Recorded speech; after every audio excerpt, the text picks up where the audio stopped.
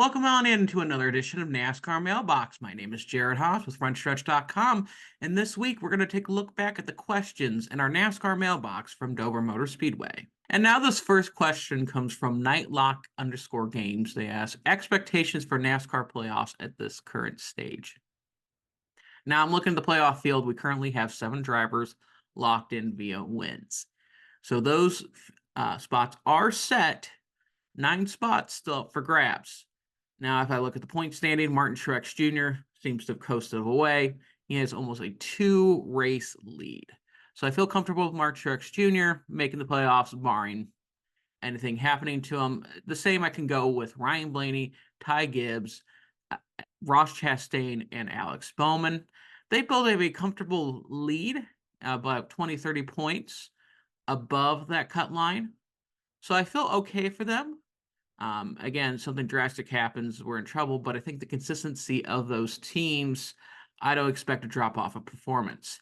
Now, the bumble I'm looking at with the point situation is these drivers: Kyle Busch, Chase Briscoe, Joey Logano, Chris Buescher, Bubba Wallace, and Brad Keselowski. If you look under Brad Keselowski, the next driver behind Keselowski is Austin Cindric. Austin Cindric is 47 points below Brad Keselowski. And that's more or less 3/4 of a race points. And so in order for those types of drivers, I'm looking at like Mike McDowell, for example, who's had a miserable 6-race stretch. They're almost going to have to bank on wins in order to jump in. This is the other Stewart-Haas racing cars. But let's focus on the one that is currently in right now. This is Chase Briscoe. He has currently a 14.7 average finish through these 11 races. Ironically, this is the same average finishing position as Clint Bowyer in 2020 and Kevin Harvick last year. So it seems like Chase Briscoe has been the top dog, performing well. Noah Gragson has shown flashes of it, but Briscoe has been far and away the one that's been piecing it together. The question is, though, with the other drivers surrounding him, can Chase Briscoe overperform these drivers? And I feel the concern that, there's some tough competition there. You have other Forbes involved. You have Penske, you have 2311 Racing, you have Richard Childress Racing. You have a lot of high-performance teams here. So I feel concerned with Chase Briscoe. I think he is going to be outside looking in. I need to see a little bit more consistency throughout the season because it seems like there's flashes. Stewart-Haas Racing has been working more together instead of the previous approach where it's been the Kevin Harvick, Rodney Childers, just mega team, and there's the other Stewart-Haas Racing cars. So, but that is the concern, though. In the history of Stewart-Haas Racing, they have never missed the playoffs.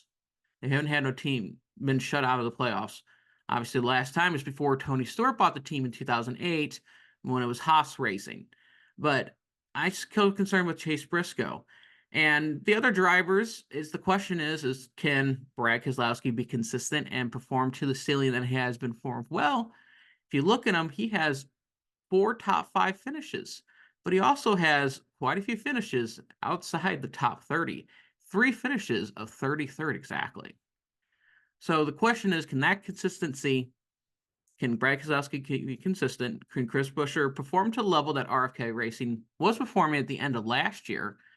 And can Logano get over the hump of being so-so? I mean, if you look at the last 2 playoff performances, very drastic results from a championship versus being knocked out in the first round, but relatively similar in those first 3 races if you compare them with this championship season to being knocked out. So the concern is, I don't think Logano would make a long push again to the playoffs, but early in the season, a lot of things can change. But also, too, you've got to look. Kyle Busch, can he get those gremlins behind him? It feels like he's finally turning the corner. So I'm feeling a little bit more safe about Kyle Busch making it into the playoffs, being comfortably in. And all this analysis could be thrown out the window if we get a whole bunch of surprise winners outside the playoff cut line. So, but that's the current analysis I'm taking stock in right now. And that is that these 6 drivers are the drivers that I feel like are going to be these bubble drivers for the playoffs right now. And this next question comes from Leland Sports 7668. They ask Carson Kvapil's future schedule. Right now, there's nothing set in the Xfinity Series. These were just 2 race deals, finishing at Richmond in 4th, and at Dover with a second-place finish. So there's nothing in the Xfinity Series schedule right now set in stone. They could work on another deal to expand Carson Kvapil's schedule, but it seems like the main focus for him right now is the Cars Tour. But I do not think this is going to be the last time we hear Carson Kvapil's name anytime soon. Thank you very much for watching. As always, like and subscribe. That really helps our channel out. And until next time, as always, make sure to have a great race weekend. What up? It's Brad Perez.